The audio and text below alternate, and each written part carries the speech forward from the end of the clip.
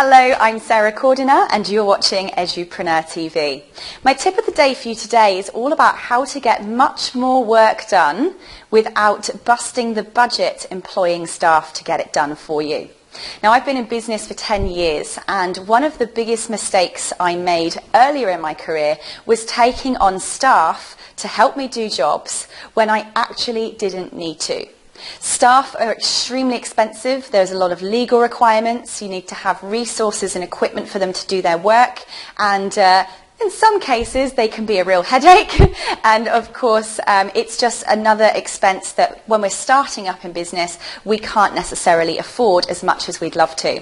So I actually outsource a lot of my work where I can to try and save myself some money but still be able to get fantastic work done by professionals.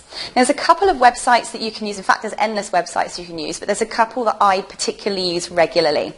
Now, the first one is called Fiverr.com. Fiverr. Now here, as the name says, you can basically find people who will literally do anything for you for $5. It's maybe brochures design, it may be website design, it may be search engine optimization. You can even get people to sing a jingle for you. There is literally barely any limit to the things that you can get done on Fiverr.com. Now, this one is, you need to remember that you kind of get what you pay for. People will specify that I will do the following for $5. And bear in mind that it's only $5 that you're paying. But it's great if you have quick, easy, simple tasks that you just need to get done. Now, the other one I use is called Elance, and there's also another one called Updesk.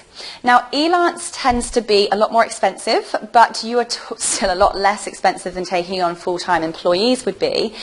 You have qualified, educated professionals who are expert freelancers in particular subject areas.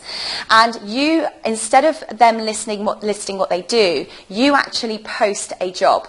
So, for instance, you might want somebody to do some research for some blogs for you. You might want somebody to design a website for you. You may want somebody to do all the graphic design for an ebook you're putting together, for instance.